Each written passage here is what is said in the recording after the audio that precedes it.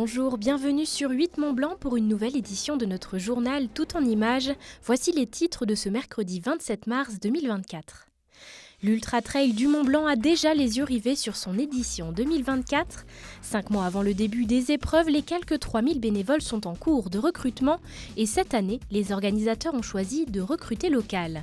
Et puis nous irons à Montagnole dans l'unique centre de soins pour faune sauvage des Deux-Savoies. Le Tétra Libre continue de se battre pour accueillir et secourir les animaux. Une activité menacée, une cagnotte a donc été lancée pour subvenir aux dépenses. Avec une armée de près de 3000 bénévoles nécessaires au bon déroulement des épreuves de l'UTMB, le casting débute de nombreux mois en amont de la compétition. Au siège de la structure organisatrice, les places sont d'ailleurs ouvertes pour participer à la logistique des courses. Des rôles, cette année, réservés en un premier temps aux habitants du territoire concerné. Jusqu'à fin avril, on donne la priorité aux locaux, toujours en fonction des disponibilités des souhaits de poste. On est un peu obligé de jongler, mais la priorité locale, c'est vraiment sur mars et avril.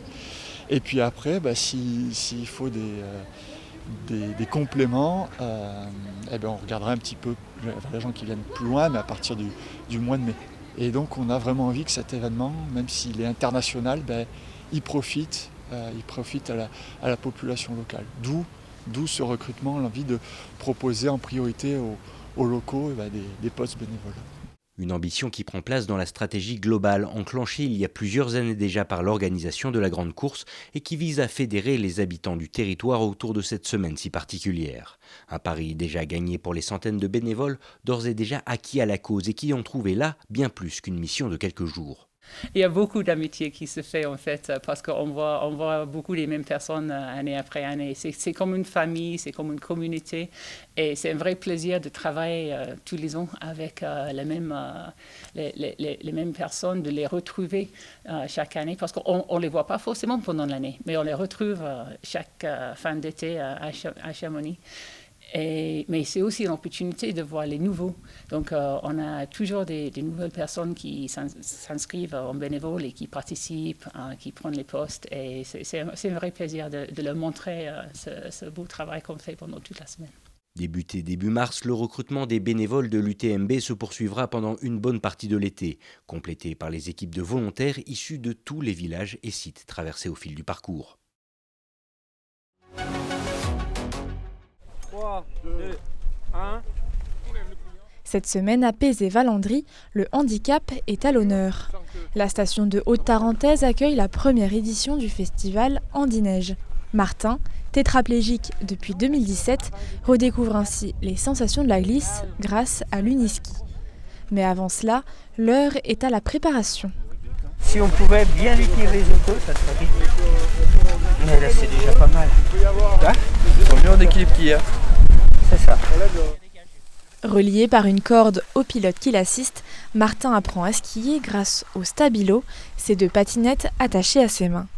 Hier, on avait essayé avec une coque sans barre de pilotage, c'était un peu compliqué pour lui. Aujourd'hui, on a changé de stratégie, on a mis une coque un peu plus haute qui soit mieux maintenue et une barre de pilotage, ce qui fait que il pilote, si on voit que ça se passe pas bien, on reprend à la barre et petit à petit on le lâche, on le laisse de plus en plus autonome sur le pilotage. Le festival Handi-Neige est le plus grand rassemblement mêlant neige et handicap de France. Alors pour Martin, c'est l'occasion de découvrir de nouveaux sports en retrouvant les plaisirs de la montagne. C'est vrai que moi ça faisait 7 ans que j'ai pas été skier, si ce n'est une journée l'année dernière où j'ai fait du ski tandem. Et je me suis dit, allez, cette année j'y retourne sur une semaine. Bon, déjà c'est plus sympa de partir plus longuement et puis de voir aussi un petit peu me challenger et voir s'il y avait des possibilités au vu de ma pathologie. Des stages de découverte donc, mais également des formations au poste de pilote. T'es prêt Martial? Vas-y. Lève les mains un peu. Ok, tu peux les remettre sur tes genoux. On est parti. Encadrés par des experts, ces futurs accompagnateurs apprennent ici à descendre les pistes et bien appréhender les virages, une compétence pas forcément simple à acquérir. Comme ça, on va pouvoir... Ça va? Ça va. Et qui demande ensuite une certaine technique pour redresser le fauteuil. Allez. Voilà. Sur la formation pratique, forcément, oui, il y a des chutes, comme là, on vient d'en prendre une belle. Mais voilà, vous avez vu, elle était spectaculaire, mais au final, personne n'a des bobos, et voilà, pas de casse de matériel, c'est le principal. Et je crois que ça nous fait tous les deux une belle expérience. Ouais. Une belle expérience pour les accompagnateurs, tous bénévoles, comme pour les personnes en situation de handicap, qui sont près de 800 à avoir pu profiter des joies de la glisse à l'occasion de cette première édition. On fait un petit test val aujourd'hui pour mettre en place son relâché. Comme ça, si on le fait tout en même temps, ça évite de déranger plusieurs fois. Des tests pour s'assurer que tout est OK avant une possible remise en liberté. Au centre de soins de l'association Le Tétra Libre, chaque journée est rythmée par un seul objectif, remettre sur pied des animaux sauvages blessés ou en détresse pour les relâcher dans la nature. Les yeux, ça va. Ouais, les yeux, pareil, réaction pupillaire, tout bien. Alors, une plaie.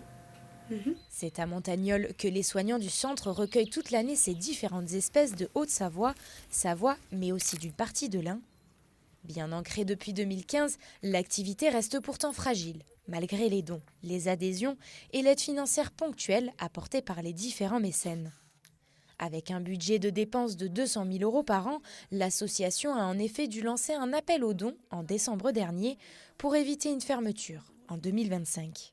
Fermeture qui pourrait s'avérer problématique, le centre de sauvegarde de la faune sauvage étant le seul du territoire. En fait, il faut comprendre qu'on remplit quand même une mission de service public, puisque s'il n'y avait pas de centre de soins, les personnes, quand elles découvrent un animal sauvage, qu'est-ce qu'elles font ? Logiquement, elles devraient se reporter sur la mairie, sur les maires, mais les maires, ils n'ont pas d'infrastructure, ils n'ont pas les connaissances. Donc du coup, il n'y a pas de solution pour les animaux sauvages. Il y en a pour les animaux domestiques, mais pas pour les animaux sauvages. Donc là, on a quand même énormément de personnes qui sont soulagées de trouver un centre de soins tel que le nôtre, ou partout en France, pour trouver une solution pour ces animaux sauvages blessés. Et si on ferme, en fait, on les laisse mourir, tout simplement. La cagnotte a cependant permis de récolter 60 000 € au total. Un élan de générosité salvateur pour l'année prochaine, mais malgré tout insuffisant pour pérenniser le maintien du centre sur plusieurs années. En moyenne, la structure accueille en effet 1500 animaux par an, un chiffre en augmentation depuis son ouverture avec des périodes d'intense activité à partir du printemps. Actuellement, ce sont 80 espèces prises en charge par les soignants au quotidien et pour certains, les blessures sont plus lourdes que d'autres. Là, on est sur un chevreuil qui a eu une amputation de la patte arrière droite suite à une fracture après un choc avec une voiture. Du coup, là, ce que je vais lui faire, c'est une désinfection du moignon qu'il a. Ça fait 1 mois qu'il a été amputé.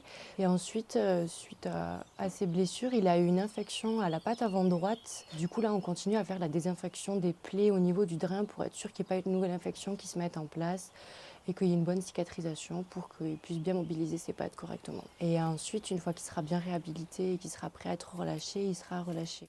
Malgré l'incertitude, l'association espère à l'avenir pérenniser des subventions sur 2 ou 3 ans minimum.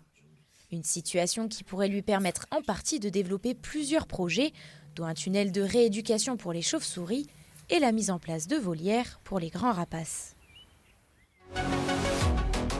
Une dernière information avant de se quitter en ce week-end de Pascal, la patience sera de mise sur les routes.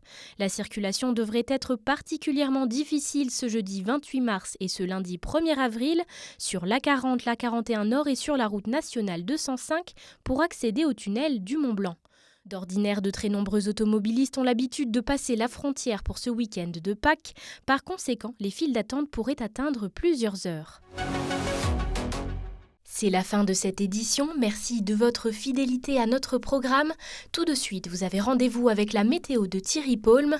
Retour de l'information sur 8 Mont-Blanc ce jeudi à 18h. Excellente soirée à vous.